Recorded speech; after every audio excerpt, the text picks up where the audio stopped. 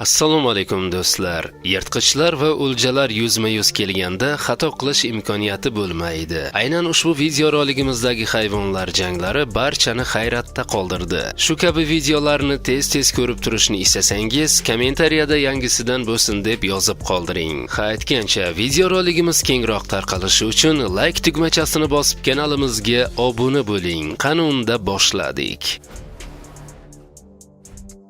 Yo'lbars mukammal pozitsiyani egalladi va kiyik butalar orasidan yugurib chiqib uning changaliga tushdi.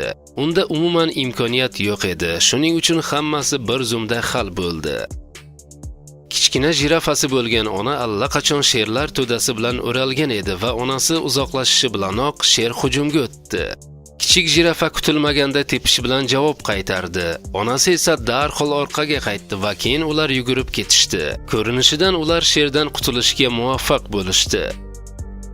Sherlar buivolni allaqachon yerga yiqitishgan va deyarli boshqa qochib qutulish imkonsizdek edi. Ammo keyin nima bo'lganiga qarang.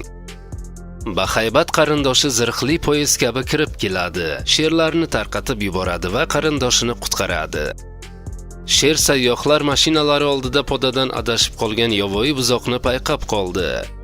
Bu holat qanday tugashi aniq. U allaqachon kechki ovqatni tanlagan.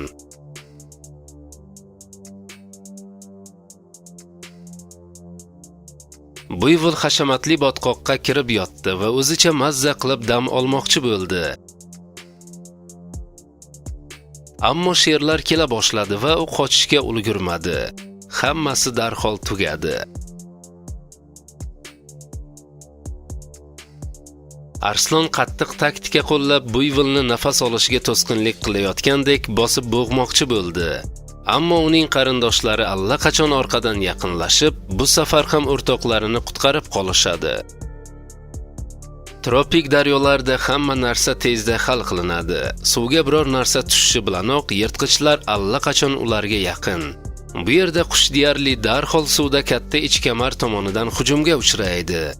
Bu yerda omon qolish ehtimoli minimaldir. Yovvoyi cho'chqa tinchgina o'tlab yurganida uning orqasidan sher sakrab hujum qilguniga qadar u nima bo'lganini ham anglamadi. Ta'qibga bir necha soniya o'tdi va sher o'z g'alabasini nishonlaydi. Kichkina timsoh ovga kechasi chiqdi, lekin unga katta qo'ng'iz ham yetarli. Bunday kichkina timsoh uchun bu ham ajoyib yegulik bo'ldi. Ona buivol bolasi bilan butalar orasida leopard borligini kutmagan va u chaqmoqdek sakrab chiqdi.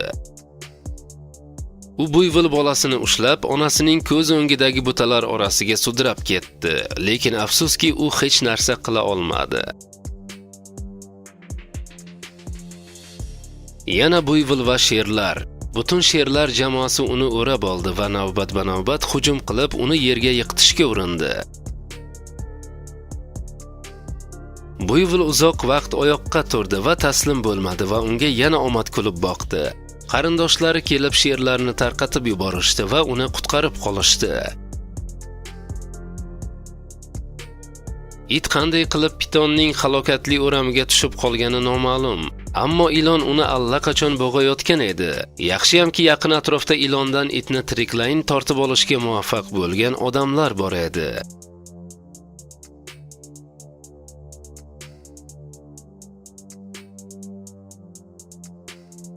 Burgut bamayli xotir shohga o'tirdi. Keyin birdan unga kalxat hujumga o'tdi. Ammo burgut bir zumda qalqondek panjalarini ko'tardi. Bunday ajoyib reaksiya bilan unga hech narsa bo'lmadi. Qush uyasida dahshat sodir bo'ldi. Ulkan shoxli qo'ng'iz uyaga kirib jo'jalarga hujum qildi.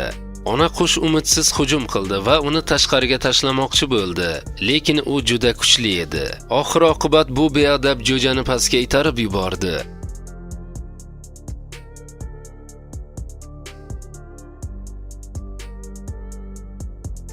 Bu echkining boshiga nima bo'lganini bilmadimu, lekin u cho'chqaga hujum qilishga qaror qildi. Cho'chqa birinchi hujumga qarshi kurashdi va hatto echkini uloqtirdi.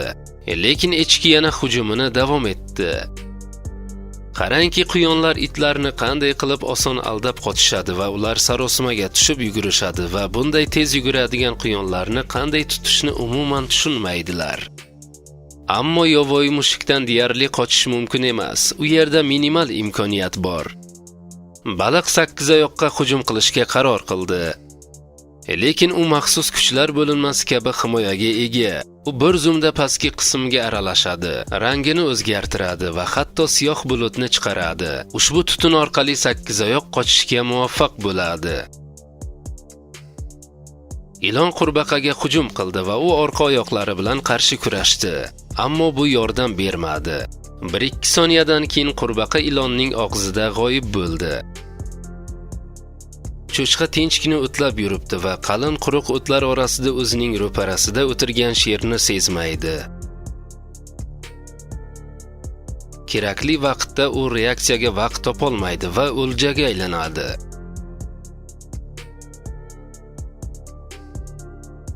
Fil suvga kirib begemotni ko'rdi va u bu yerda ortiqcha deb qaror qildi va hujumga o'tdi. U nimalar qilmasin, baribir begemotni topishga ulgurmadi.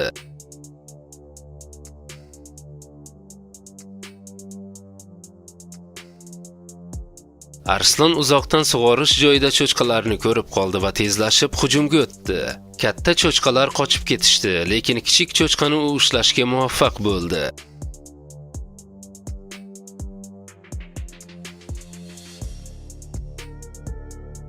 Bitta och sherlar bahaybat jirafani qurshab oldi va u dastlab sarosimaga tushib, keyin yugurib ketishga harakat qildi.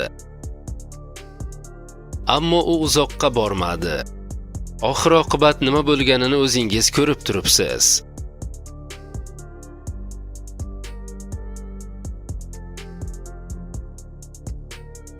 Arslon leopardni ta'qib qilib, uni orqasidan baland daraxtga chiqdi. Ko'rinishidan u yerda yegulik bor edi.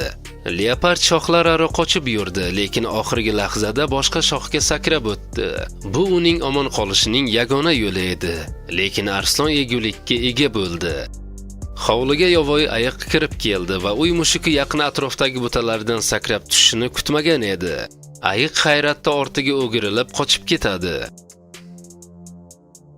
Mushuklar qanchalik ajoyib ovchi ekanligini ko'rsatadigan lahzalar tanlovi. Ularda bir zumda yoqiladigan o'rnatilgan yirtqich rejimi mavjud.